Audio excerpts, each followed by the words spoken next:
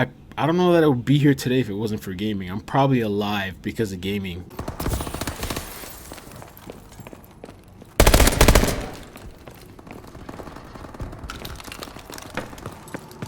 We're in control.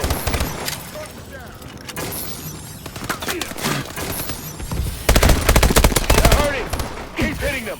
Our UAV is online. Health care package on standby. Make sure you guys Hulk smash that like button, that subscribe button, help me to continue to grow. And today I got an interesting topic. The World Health Organization recently is recognizing gaming addiction as a mental disorder. We got to talk about this. I definitely want parents to listen to this, and I'm going to give you the synopsis of the story. If you want to read the full long story, I'll put the link in the description below. But I want to share my personal experience. I'm going to give you the synopsis of this, and I'm going to tell you why this is important, why it can be beneficial to some of the gamers out there if you want to seek help. Basically, the World Health Organization, they made a draft, okay? This draft, it's a beta draft, so it's coming into effect. It's not fully into effect. I believe it's for 2018. And the draft, they're including gaming disorder as a mental health condition. So this is what they state here. They define the disorder being anything that's persistent or recurrent behavior of sufficient severity to result in significant impairment of personal, social, occupational, and other important areas of function. So the disorder is characterized by impaired control, with increasing priority given to gaming and escalation despite negative consequences. Meaning, just like any other addiction in life or anything in life, that when you're getting negative consequences with your family, you're not engaging them, you're not going to family events. Like if you're locking yourself in this dark room, you're either not going to work, you should have had a job, or you're going to work late, you're calling out, which I've done all of that. And I think a lot of gamers have done that. But when it's becoming severe, your bills are not getting paid, you're not taking care of your responsibilities, you are glued into this thing. They could consider that technically a mental health disorder. Now, the next thing is this is where it could be beneficial. Gregory Hartle, a spokesman for the World Health Organization, he said that the entry of the gaming disorder includes a clinical description, okay, but they actually don't have prevention and treatment options. They have a description, but not treatment options. So I'm kind of curious, what are going to be these treatment options? Are there going to be medications? That would be kind of weird, right? I think medications is overdoing it, but a mental health disorder, like a mental health issue, I'm not so sure about that. The good thing about this, though, is that the inclusion of this disorder in the ICD means that it will be recognized. It can be recognized by insurances. It will be an actual diagnosis. So right now, there's centers for addiction for gaming, believe it or not. My mom told me years ago that I should actually go and get checked out. I need help. But the thing is, these things are not covered by insurance. So now, once this is fully in effect, insurance will actually be able to cover it. People can actually afford to get help. And this will actually bring in more revenue to these places that treat these kind of problems. Now, I want to hear back from you guys. I know this is like a hot topic, especially my gamer buddies that are going to watch this. Are going to be like, they're going to freak out. I would like to hear your thoughts. I would love to hear your thoughts on this topic, especially for parents. It's easy to buy a PlayStation or Xbox and put your thing there and plug the kid into the system, and that's it. You don't have to worry about them anymore. And I wrote down a list of pros and cons. The cons are vastly more larger than the pros.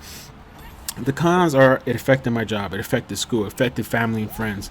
A lot of times I didn't go out to family events. A lot of times I didn't go hang out with my family. You want to go to the movie, you want to go shopping, you want to go out to dinner. No, I want a game. That's how it affected my family and friends. A lot of times I canceled hanging out with friends. A lot of times I bail out on friends. I was a horrible friend, to be honest. It really took away from me dealing with social interactions, talking to women.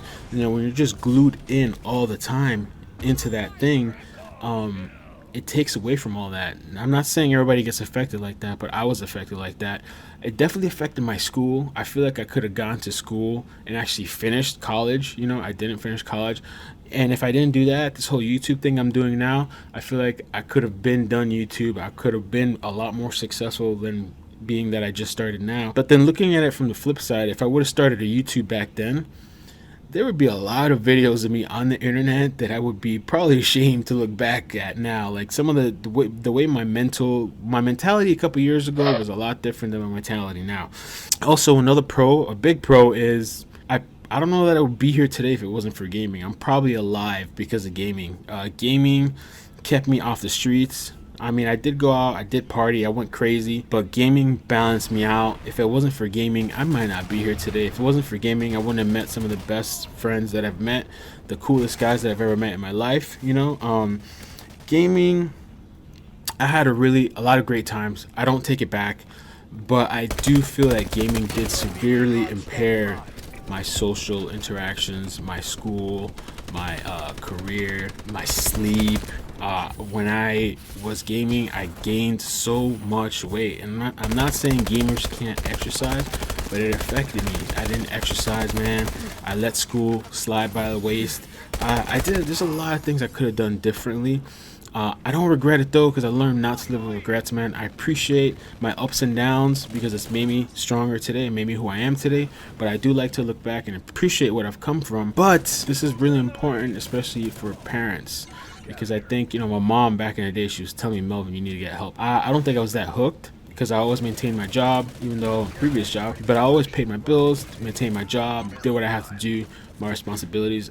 My friends were actually a lot more into gaming on another level. So I don't know, I'd like to hear your thoughts on that. Now my daughter growing up, if she ever got started getting heavy into gaming, I would probably shy her away from that. I wouldn't be supportive of that, because I feel like there's so much more in this world to do. But on the flip side too, maybe you could, where do we draw the line, right? Because then you could say Facebook, maybe that's an addiction, right? Oh, like we're looking down upon gaming, right? I don't even know if it's looking down upon gaming, but they're classifying it as a disorder. But what about Facebook, right? What about YouTube? I'm on YouTube all the time. I'm on YouTube, I'm making videos, like all these things. We're hooked to technology, so are those disorders in a way?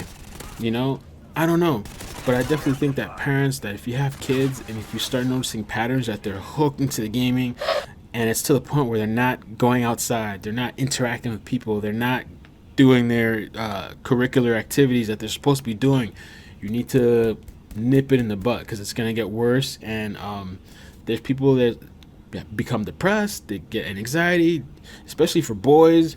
Becoming a man, you don't even know how to talk to a woman anymore. You don't even know how to walk up to a woman and interact with a woman. You don't know how to go on a date, because you're just gaming 24/7. There's been people that have marriages have fallen apart, relationships have fallen apart. I've definitely slacked off in relationships because of gaming. So those are a lot of things to consider, and it's just something to think about. I do think though that I think this is a good thing that they're classifying this as a gaming disorder, because I found out about the whole insurance aspect, and I think that if somebody wants to get help, that you should be able to get the help, and your insurance should cover it. That's just my thoughts. Take care of yourself, guys. Peace. Comment down below and let me know your thoughts.